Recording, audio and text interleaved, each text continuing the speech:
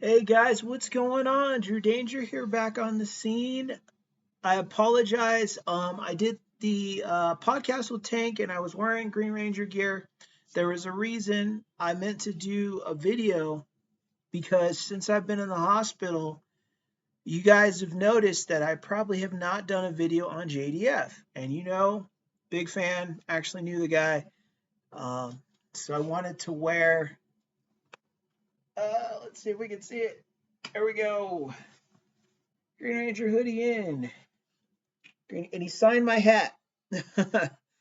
So this is the side with the patch and my Green Ranger communicator, all pretty, and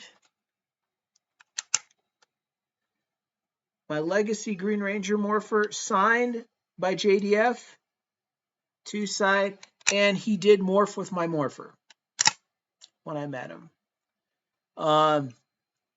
First off, I want to say let's give a second for JDF, starting with this.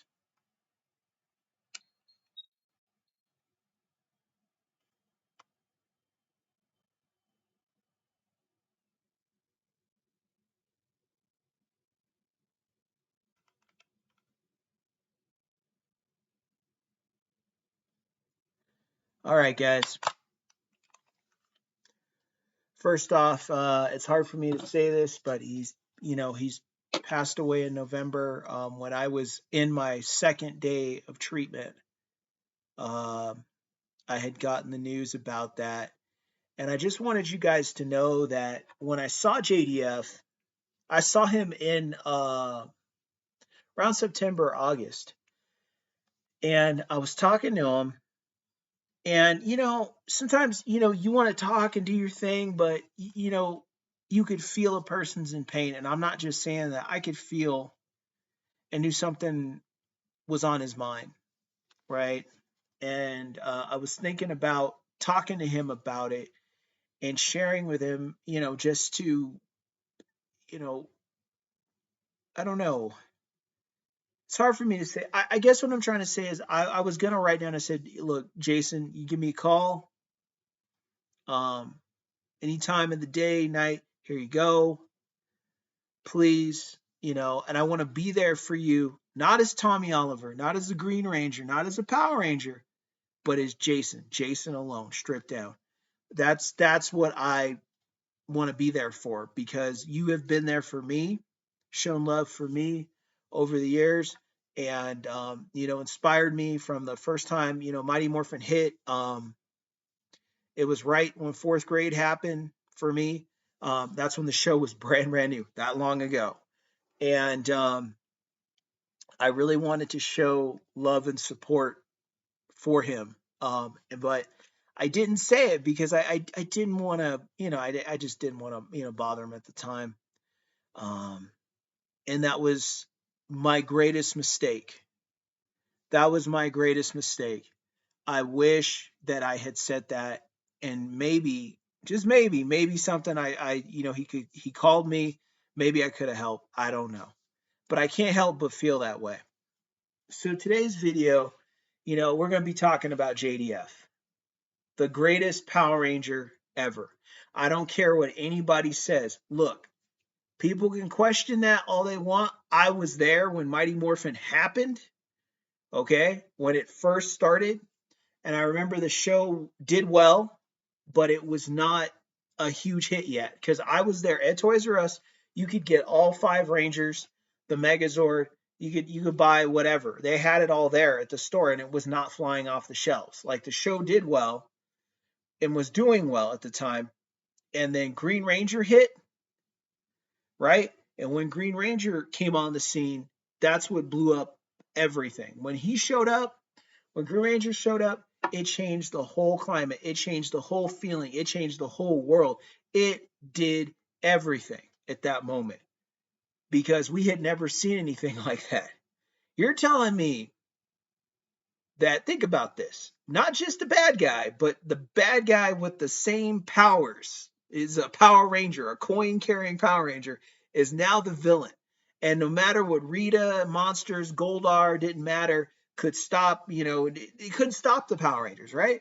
That's essentially what happened. They were never in a dire straits moment. When this dude showed up, he put down Zordon, he put down Alpha, he put down the Rangers. You guys remember that scene when he jumped in the Megazord and he let all of them have it. He was kicking everybody in the head and just destroying everybody. They got lucky. Seriously, they got lucky in defeating him because he may have had an off moment because when he was on his game, I mean, he was just destroying. And it was a 5-part series. It was like, oh my goodness, like look at this. It was insane. And he was driving everybody crazy because they didn't know who he was and they couldn't stop him. So Tommy Oliver was the greatest Power Ranger ever because he was the greatest Power Ranger threat, but he was also the greatest Power Ranger hero. When you needed him there, he came.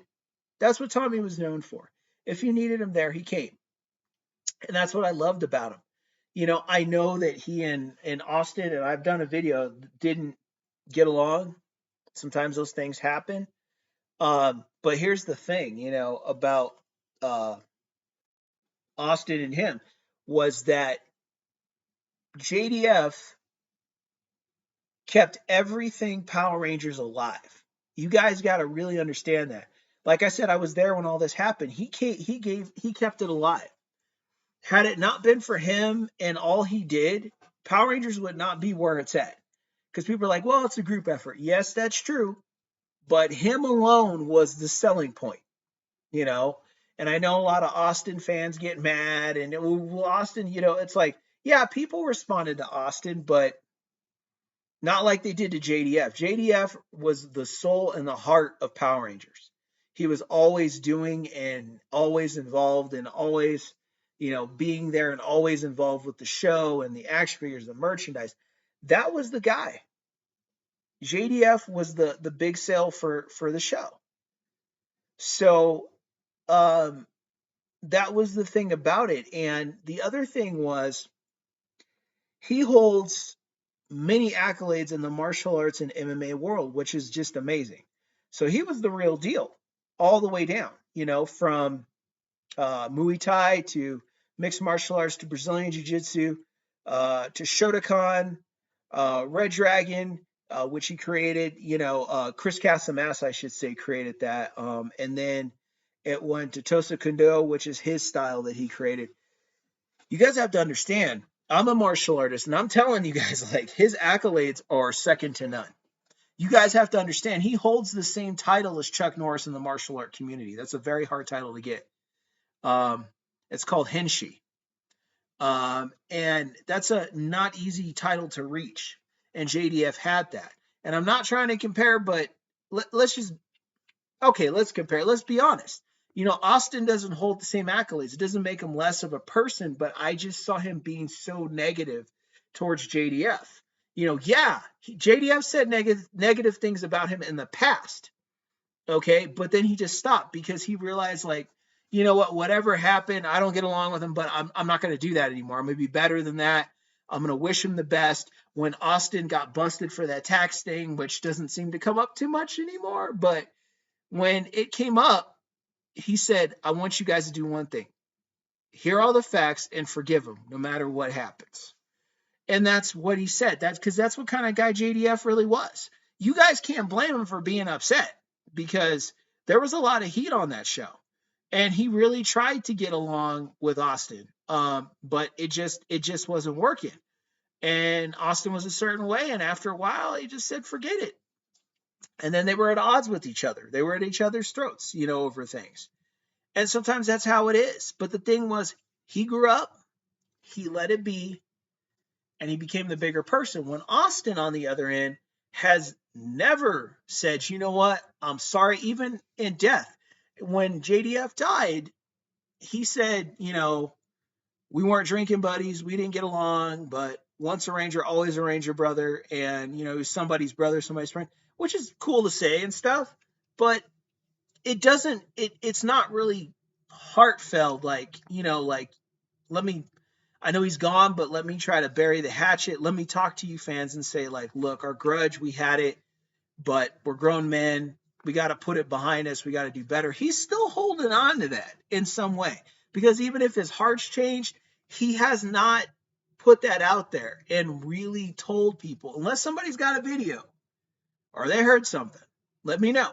But from what I understand and what I've seen, I haven't seen him really come forward and talk to people and explain things and really be a man of a repentant heart, like JDF did, where he was just like, look, I want to do better. I've never seen Austin do that, and it says a lot about him. Like, he can hold on to a grudge, and he called him Franken-douche and things like that. You know, it was messed up. It was messed up. And let me tell you about that deal he was talking about when they left the show. The three of them left the show, Austin, Walter, and Twee. Let me tell you guys briefly about that, what actually probably more than likely happened. You had 3-on-3. So 3 decided they were going to leave the show. The other 3 said, probably we'll think about it. And then came back and said, you know what, we don't want to leave the show. We're going to stay. And that's when Austin initially got mad, because he felt like they all should have just gotten up and left the show. But like JDF explained, they had problems before that leaving the show issue. So it wouldn't have made an ounce of difference either way. Austin just felt like if they left together, if they left together, they would have maybe had more strength.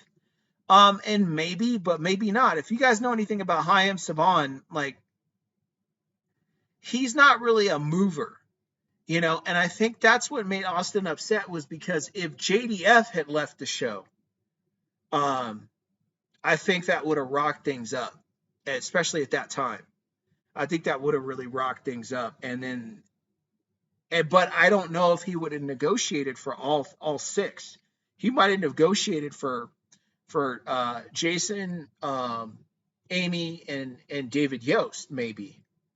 And then he probably maybe negotiated with maybe Walter or Twee. I don't know if he would negotiate with Austin, because it seemed like Austin was kind of difficult. Maybe things would have worked out. I don't know. But I know that those 3 left, those 3 stayed. Okay. And they felt that, what they were doing was the right thing to do, because there were things that they needed to do with their lives and decisions they needed to make as well. And the others didn't feel, but I did see an interview with Walter where he's like, I wish I had stayed to do the movie, and I wish I had stayed on the show longer. Maybe for the entire run of the show. I know he really wished that he had, he wished that he didn't leave the show, that he had stayed on there. I don't know for how long, but I know that he said he had some regrets and he wished he had done the movie and everything. And see, that's how it is, like, shoulda, coulda, woulda, honestly, guys. But let's get back. I just wanted to touch on that for a quick minute, little rant. But let's get back to JDF. Jason David Frank meant so much to us. He gave us a place. He allowed us to speak with him. He never rushed a fan. He never made it difficult for a fan. He made it easy for a fan to get to him. And he gave them all the time in the world. He stayed to the last fan standing. If he knew somebody was coming through the door at the last minute, he would wait for them. He would sign whatever you had. He handed out free merchandise. He would just sometimes just look at you and be like, oh man, that shirt's cool. Let me sign that for you. Or just hand out an autograph picture and be like, here you go, man. Don't worry about it. And he would just be like, you know what? I'm going to take care of the fans. I'm going to take care of my people. He was always like that. Every time I got to meet him, he was always so warm, so welcoming, so understanding, and his mind was in a million places, but there's nothing he wouldn't have stopped and done for fans. And I wish the last time that I had saw him, that I sat down with him longer, that I just said, you know what, I really need to talk with you. And I wish I had instigated that conversation, because guys, JDF was hurting, even outside of, because I found out that apparently he was taking Ambien as well. which can lead to all sorts of things that aren't good, unfortunately. But I wish that I had sat with him and talked with him more, um, and really, put some feelers out there to try to get something going. For you guys that don't know, he hung himself in the shower, and he was taking Ambien, and Ambien was really, really messing with him. But I want you guys also to understand that he had a stepdaughter from his wife Tammy's previous marriage, and the stepdaughter had taken her own life as well. So let's count this down. Okay. Stepdaughter taking her own life, and JDF found her too. Okay. His brother died of cancer, but he took his own life before it got him. Okay. So that's two. His mother died of cancer. He had 1 to 2 friends, if I remember correctly, that had also died. And it was like everybody around him was dying. And then, of course, the death of Twee.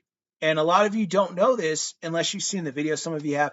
JDF was very close to Twee. They were very, very close. He was the reason she got on the show, which, real quickly, guys, let me touch on this. Austin has always said that the original 5 was the original 5, and they did it before he did, and all that stuff like that. You guys know what I'm talking about. That's a lie. Because you guys know Audrey Dubois taped the original pilot, right? And you guys saw the original pilot in the bowling alley and all that. And when that fizzled out with her, and they ended up changing up the show a little bit and retaping with Twee, Twee came in after Jason David Frank had already been hired for the part of Tommy, and he handpicked her, taught her a kata and some things to do at her audition, and she got the audition. So what does that tell you? When Austin says the 5 were me, Walter, Amy, David, and Twee, JDF was there because he also helped train her and other people on the show. He had been there from the beginning when they were casting. And he tells this thing like, Jason David Frank tried out for my part. He didn't try out for your part. When he came in, he was reading for Tommy. He only read for Tommy. He didn't read for anybody else, and it was actually proven that he actually read for Tommy and Tommy alone. That's what he came in to read for, so that's what he ended up doing. Now, David Yost tried out for Jason, okay? So that was the thing. The original show was called Phantoms, and he's originally called Victor, all that stuff like that. Okay, so you guys just don't take my word for it, go look it up. Watch some videos, research it. I'm telling you. It's kind of funny because when JDF had said how it happened on the show, that's what you find out is like, that's pretty much what happened on the show, right? When Austin had all this other made up stuff just to make JDF look bad. And it says a lot about him because when people are shining, that's when people start hating on you. When you're doing your best or trying to do your best or having a really good attitude, good day, things like that, people want to put their foot in the door and be like, why do they get good things? And why are they happy? And why is life good for them? And it should be good for me. It's just like, because Austin was totally like that. And he also admitted, guys, on Austin's own Gold Ranger video about how he got the Gold Ranger part. Watch that one. Go on his thing and look up how he got the Gold Ranger part. You'll see it, and you'll see an Army Ranger tab, which is a patch, Army Ranger. You'll see it. Watch that video and study it very carefully because what he says is, he admits that he's jealous. And he says that, when he got the Gold Ranger part, now he had the shield. Now he got to show up when he wanted to and save the day and kick it by the pool. And he didn't have to do all this. He's like, oh, man, that's what it's like. And I really liked it.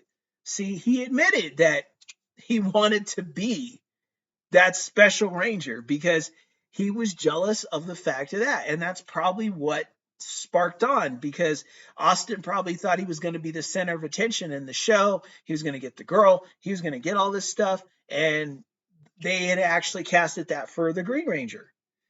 And Austin didn't like it. So you can't make everybody win. And like Jason David Frank said, I was just playing a part. Whatever they wrote for me or what I was supposed to do, I'm doing this many episodes and then I'm gone. And then they decide to bring me back. As he said, I didn't have any control over that. I was doing another show. They wanted me back. But anyway, I wanted to point at how humble JDF truly was. And I'll give you my take on Tammy. I've seen videos of Tammy, a couple of them, and I believe her. I don't think that she had instigated anything. I don't think that she hurt him. I think that the Ambien, what he was going through, he had a lot of demons that he was battling. I think that it ultimately, unfortunately, just got the better of him, and it took his life. It really just lowered him down. And that's why he always encouraged us to stay up, to stay motivated, to work out, to do the things that we need to. I stay up, I stay motivated, and I work out. I'm going through multiple sclerosis, just did chemotherapy. I'm sure you guys saw the video, all that jazz. I did that. I'm still recuperating. My body's still a mess. They can't fix me. All they can do is extend maybe a time where I won't have as much pain or future damage from happening. Actually, no, I'll still have as much pain, but future damage from happening is what they can promise me. Maybe. They can't let me change. They can't exactly promise me that, but that's what they're hoping to get. And I don't find out if this stuff is fully working until June, guys. So I stay up as much as I can, stay positive. Most of the time I'm not feeling good. That's why I'm not doing videos in the way I did. Remember, guys, I would do like 2-3 videos a night. I was really trying to do that. And I get so sick, and I don't feel so good. And, my body's so jumbled up and I can't move out of my chair and my legs aren't working right. And I just stand up and then my legs give out working and I fall and I hurt, and get hurt and all that. Or I don't get hurt, but I have to be careful with how I'm falling, and it's a mess. So he always encouraged me to stay up, to stay driven, to stay focused, to stay clear, and keep my eye on the prize of what's really important. What's really important, And like he always said, the purpose, the passion, and the financial. If you're purpose driven, right? If you have the passion to do it, right? And then the financial and all that will fall into place. And another thing he used to say was pray, serve God, put God first, have that purpose, have that passion, and the financial will come, because like he said, I was blessed. My schools did very well. The show didn't pay a lot at first, but then it started to pay a little bit more. But I was able to invest and figure out things and get things rolling because I stayed on the show and I kept that passion to keep going. Just like, come on, guys, I know it's not that great. The money isn't that great, but we got to hang in there and do the show because it's going to pan out, and it did because he really stayed focused. He was on his grind. He was on his drive. He knew what he had to do. He knew what he had to be. He knew he had to get there. He knew how to get there in a lot of ways. Some of it he didn't know, but a lot of it he knew the basics on how to climb and keep yourself focused in doing that, which is amazing. And it's awesome that, when we're really focused and we're really driven and we're grinding and we're working hard, things can turn over.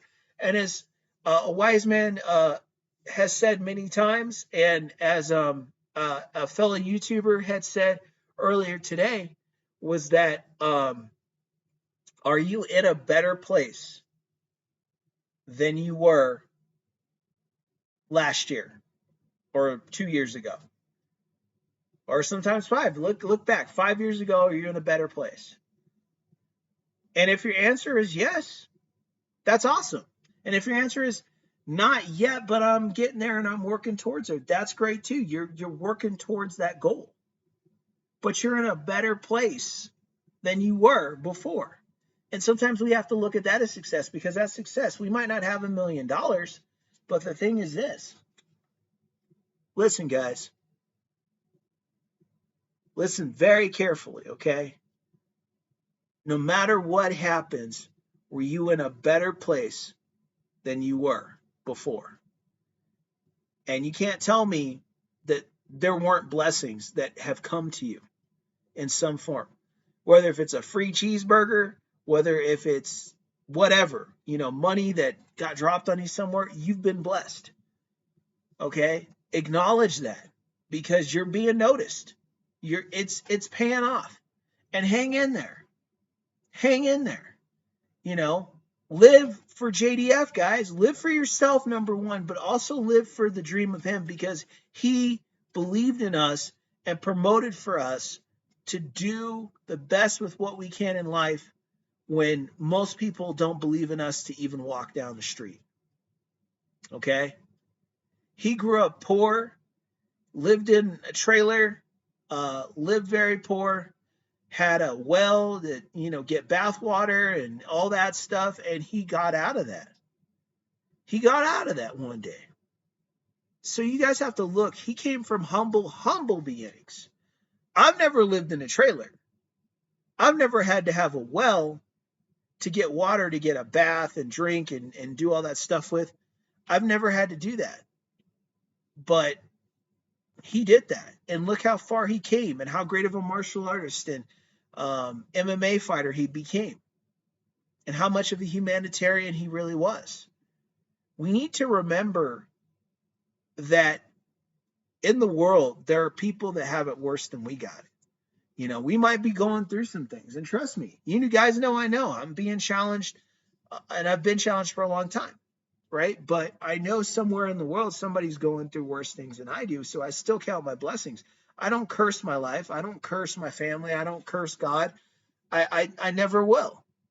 I'm very grateful because you know what? There's something good coming out of this.